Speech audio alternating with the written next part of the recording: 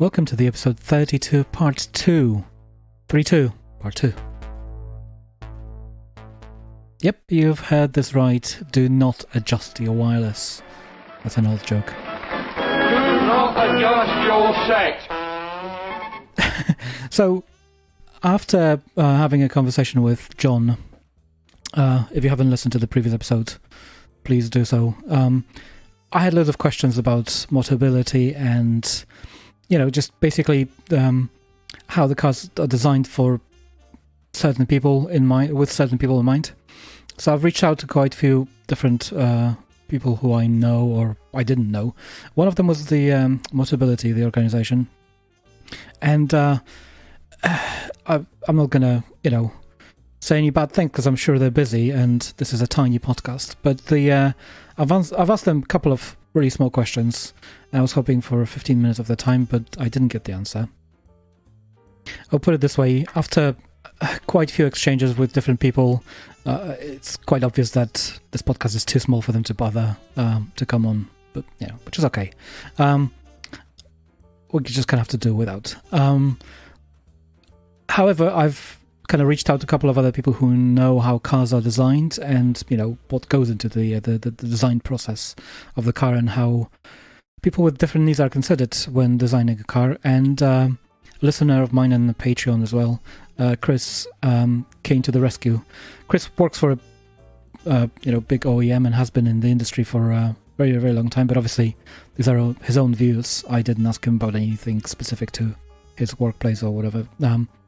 But anybody who works within the auto industry has a very good sort of insight and knowledge when it comes to other manufacturers and what's going on around. And we had a very lovely discussion. So I was hoping this is going to be like a two-parter. So one of them is going to be questions specifically answered by Motability, the charity in the UK. And the other one is, perspective from the OEM. It is a shame, but we're just going to have to live with only sort of one side of the conversation. So the questions that I wanted to ask, Mobility in this particular instance, is, I'll just read you from the email that I've sent them. What is Motability's stance on transportation electrification? Where do you see any issues? Have you been looking into it? And do you recommend drivers who have no experience to try electric cars? Conversations I've had so far lead me to believe that most cars used by disabled people don't need a lot of range due to the driver's comfort, etc.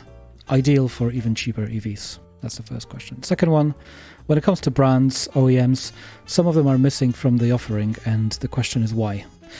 Is it the OEM not offering anything directly to the Motability, or is it the lack of options when it comes to modifying the cars to the driver's needs, leasing costs, etc.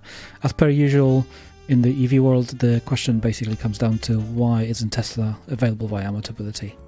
But all these questions apply equally to other OEMs. And the third question: who's the best to get in touch with at Motability, etc. This was just I didn't want to basically be sent to a garage or a particular OEM, because we all know how that goes. They're just going to use whatever sales tactics they need to apply this week. So I think if you have any contacts with Motability, I would ask you to maybe nudge them, because I would still love to hear. I don't want to. I would love this podcast to become a bit more of a information source where I can consider actual serious sources from multiple angles. I tried for you guys. Lastly, if you're not subscribed, if you're just listening to this, please subscribe, because the having larger numbers, podcasts are never as large as the YouTube channels, and I don't have the face for YouTube. But and plus, I think the content here is mostly suitable for audio format, and I usually don't do this before the content, but please go to patreon.com/takeitev and consider just chucking a quid. You might think that there's enough people supporting this channel, this podcast, but there isn't. And I do this out of the passion for providing content. I don't make any money. I in fact lose money making this, and it would be nice to have actual support. And that means I could do this more often as well. So please. All right. Here's my conversation with Chris. I'm not gonna keep you waiting anymore. Enjoy. John was mentioning to me, we had a discussion basically about adding things for a disabled person in a car, and obviously there's hundreds of thousands of different, refinements or changes that could be made to a car for a specific disabled person, and nobody's going to design a car for everybody. But you know more about OEMs than I'll ever know. So I presume when you're designing we're talking about passenger vehicles, like just regular cars, not commercial vehicles. When you're designing a car, you have to design it with people who are left-handed, right-handed, different lengths of arms, fingers, whatever. But do OEMs actually take into account people who might have disabilities, or or the fact that the car might have some sort of a need to have some sort of an adapter added to it, to for people without a hand, without fingers, or without legs, all sorts of things. How does that look from the OEM perspective? I don't think it comes to a designing for a specific disability. And there are, as I was saying previously, there are entire teams, the entire departments set up to ergonomics, into ingress, egress, how you get in and out of the vehicle is a whole entire subject in of its own. So where your grab handles are, where your sight lines are, how far up and down the seat can go.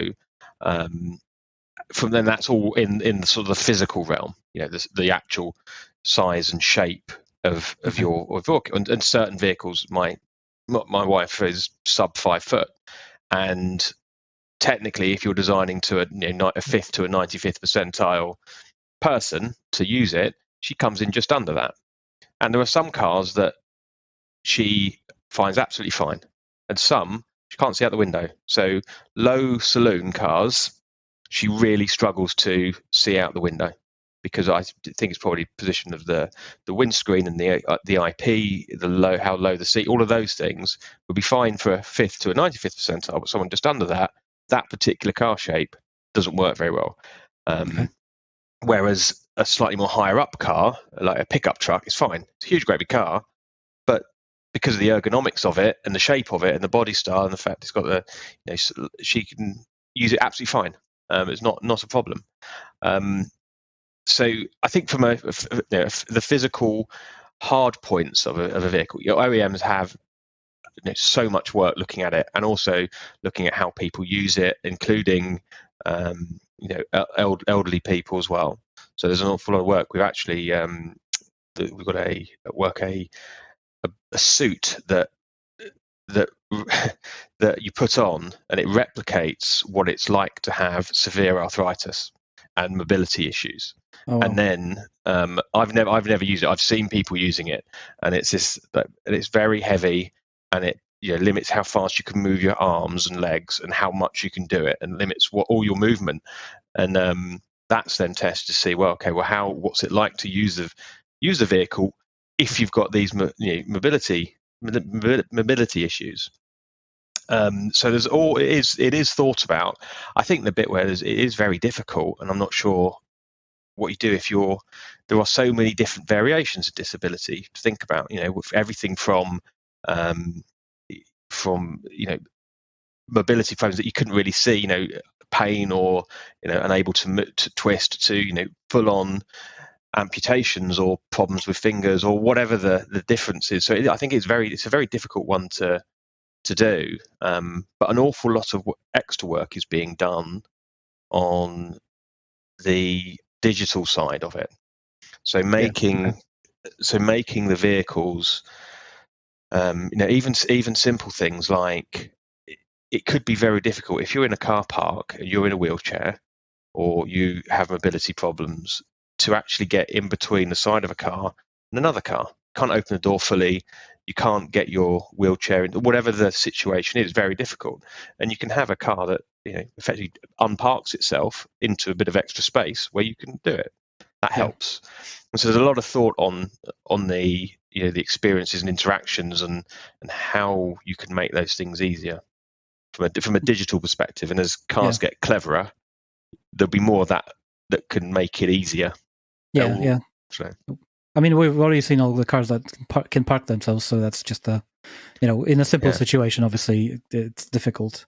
Sorry.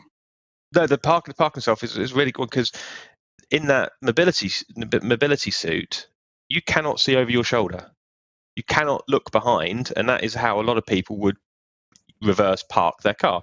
Is look over, check. The mirrors show you one view, but actually you want to be able to check over your shoulder to see it. And if you can't do that, having a car that effectively parks itself is I'm not sure how many people actually use I think most of the cars I've had have had that feature, and I you use it a couple of times as a bit of fun, but it's not really for somebody who doesn't need it, I suppose.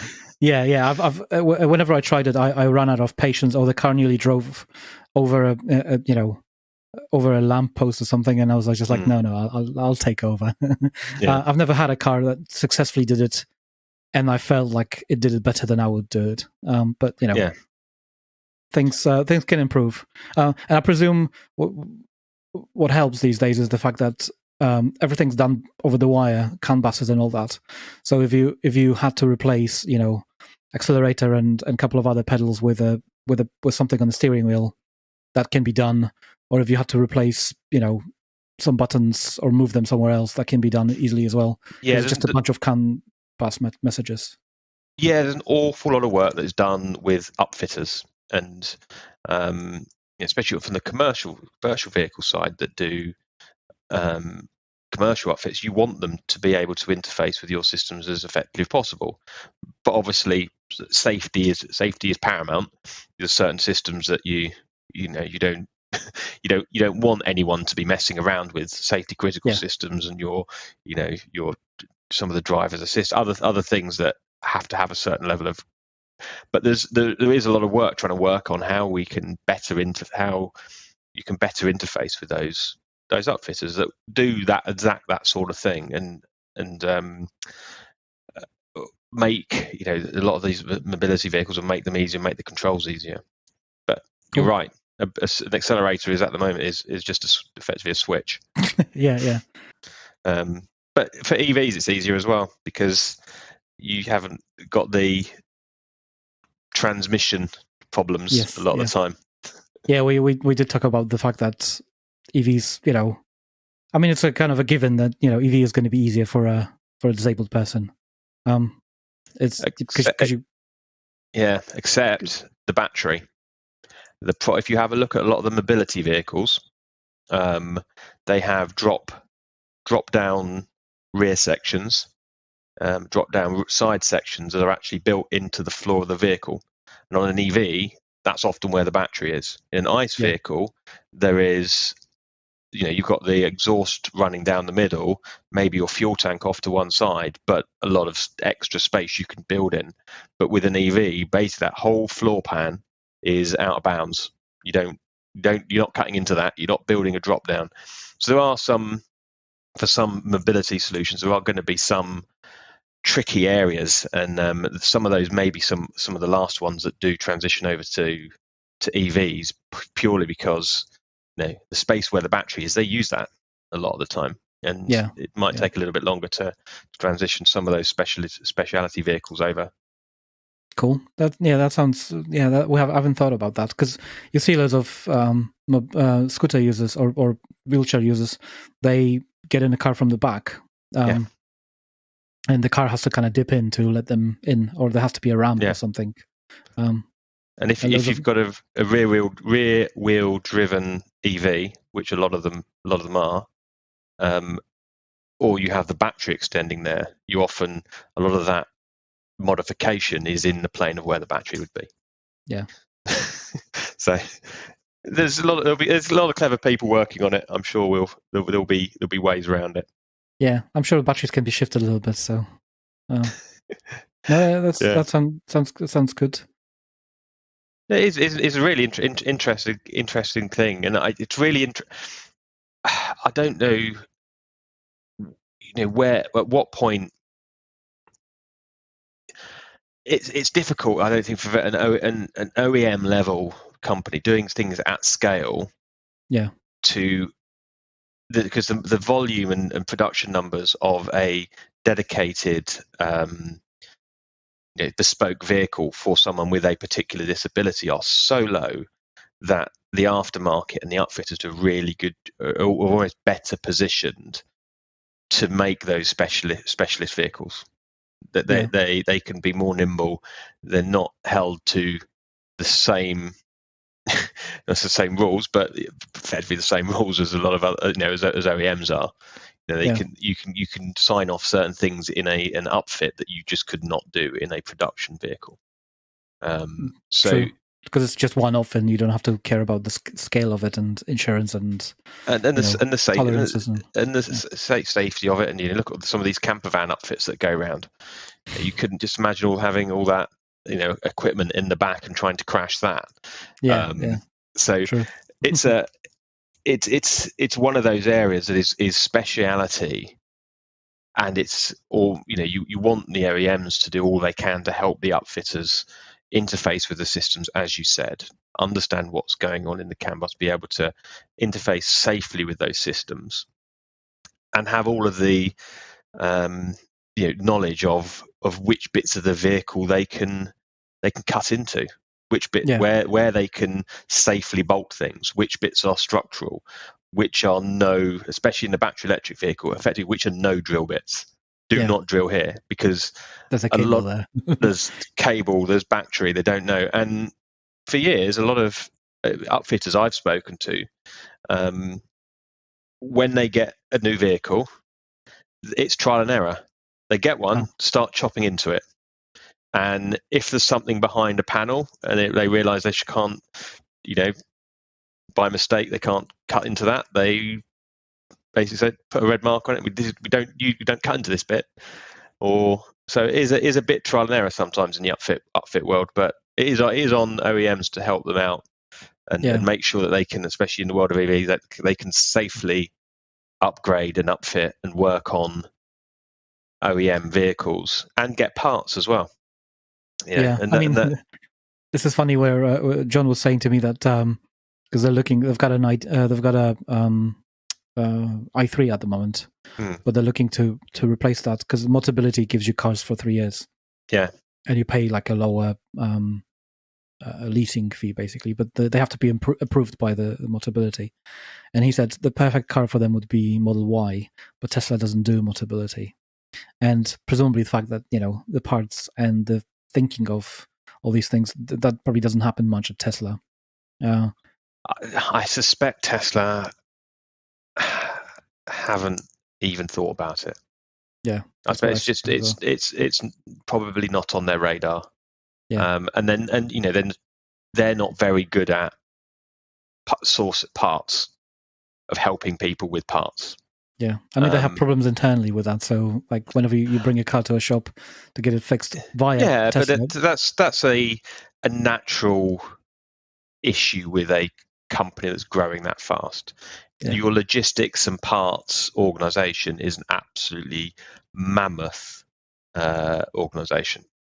They benefit because they have 10 years worth of vehicles that they have to support, and only a few models. They don't have the hundreds of different models that if they were running for 50 years, that they'll have their parts and logistics and after sales will be much worse, but they do have that benefit. But it's a monumental logistics challenge to be able to get all the right parts in the right place at the right time to the right people, that work, and they'll prioritize getting it to their service network over somebody who wants to fix it themselves or wants the part because they're doing a project on something or something like that. They'll prioritize their own service, and kind of rightly so. I know, but it gets loads of people annoyed, especially when it comes to like salvaged cars and cars that have been can be reused. They have to be basically binned, which is a bit of a shame. Whereas if a Mackie crashed, then I could extract all the bits and I could probably get some parts from Ford to add to it if I wanted to do a mod or. Did whatever. you see the F100 concept at SEMA, the Ford truck no. with the crate engine? Because No. you know that OEMs in the US all do crate engines for projects. Effectively, they would sell you a V8 engine with all the control systems and transmission, and you can go and put it in your own drag car or your own project car. But you can I know about that, yeah, because there's companies selling those basically and supporting them. But they're done by the OEMs. So the OEMs will sell you an actual, they call it a crate engine. But Ford have done the same with an electric motor, which sold out within minutes as soon as it went on. But it shows that there's and this is all just going from stuff I've heard on various online shows and press reports. But they want to, you can take that and you get the control system as well, and that will then work with the interface module, which will then work with the battery pack. So the idea is that actually you've got OEMs who are supporting these aftermarket customers, people who want to take the product and do something different with it. But rather than having to scrabble around a salvage yard and fudge the coding and bypass a sensor to make it think that it's got a door mirror when it actually hasn't got a door mirror, whatever you've got to do. Yeah, you can. That's all part of the. So I think there's going to be a lot of that stuff going on, which is going to be really interesting. The OEMs actually getting into that aftermarket type of world. This is one of those things that you mentioned that the certain systems on the car that you kind of have to keep secure so that people don't muck with them. And I think this is where loads of people who hack things, and I get messages from people because I'm into electronics and all that and EVs, who are looking to get something reverse engineered, and it turns out that some of the messages are encrypted or whatever. Or they're paired with some other component in the car, so you still get a CAN bus message and you know what it is, but you can't really see that message, or it differs from car to car for the same function because it's kind of I don't know how that works internally. Well, you'd have things like you've got the functionality where you have the vehicle that can emergency apply the brakes in emergency, and that can be triggered from your camera, your radar. So the idea is if you're at a certain low speed, somebody walks out in front of you, or something stops in front of you, car slams on its brakes and stops you. Now, you say that system was hacked, was messed around with, was for whatever reason, and you had a system that could, in theory, slam your brakes on as you're on the motorway. That wouldn't be. Now that's so that's an extreme case, but when you've got a vehicle that can apply the brakes, and that pedestrian braking is becoming a mandatory. From an NCAP perspective, it's effectively a given. You have to do these sort of things, but you have to make sure that the software and the hardware as it works together is safe from those sort of messing around. And personally, my view is the best way to do it is work with the upfitters. Say, look, here's how to interface. If you want to do this, here's how to interface with it. Here's how to if you want to tune your pedal map or whatever it is on your EV, like here's how to do it. If you want to tap in to get this information, here's how to do it. If you want to put the throttle control onto the steering wheel for a disabled person, here's how you would do it, and allow access to those and help to those sort of things. But I don't know, it's an interesting one. There's a lot of people working on it. Yeah. So you're telling me that, I mean, this blows my mind if I think about it. But things like the emergency braking and all that all happens via CAN bus. There isn't like a special. Everything goes through because if you think about the input to a pedestrian is you've got a camera or a radar or a combination of camera and radar that is picking up that there is an obstacle / person in front of you. Now, those sensors have got to turn that sensing information through the computer, saying that's the person we should put the brakes on, to the braking system that puts the brakes on. Yeah, it just blows my mind because CAN bus delivers so many hundreds of thousands of messages in the car every minute, and to think about that, one of those messages could be the fact that the brakes have to be slammed. If I had my like super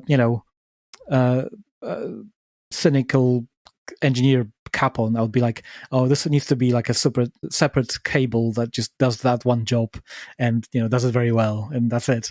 But you can I don't know enough about the software, but as it's been explained, you have different, effectively, safety critical systems are separated from other systems. I'm not a electrical engineer, I've just seen a lot of schematics on presentations saying this is how the new future of car electronics is going to work, and how you separate the safety systems from the media systems from the drive system, all the other things. So I think you'd probably find it's pretty well locked down. Oh, I'm sure there's loads of clever people. I just have questions as always. Yeah.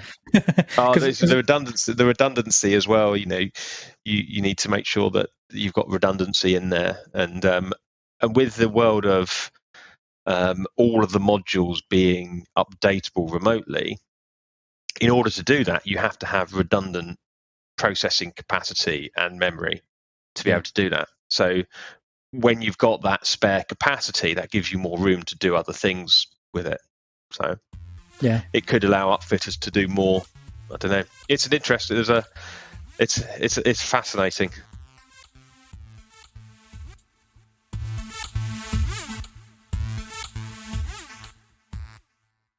Well, that's it for the episode 32, part 2. I'd like to thank Chris for his time. This was, recorded sort of in between his things, and he needs to run, unfortunately. I hope you enjoy this content, and as always, do like, share, subscribe, and all that jazz, and visit us at Take It EV on Twitters and just say hi. It's funny how most people who listen to this podcast actually do not follow me on Twitter, and most people who follow me on Twitter don't seem to be listening to this podcast. At least the Venn diagram is small enough. Fascinating. I'm approaching almost 2,000 followers on Twitter, so thanks everybody who is following me already. Anyway, there's going to be another episode this month. Probably another 2 episodes. So stay tuned. It's a busy month, and as always, I don't know what to say. I was just about to beg you for Patreon money, but I've already done that at the top of the show. So anyway, bye.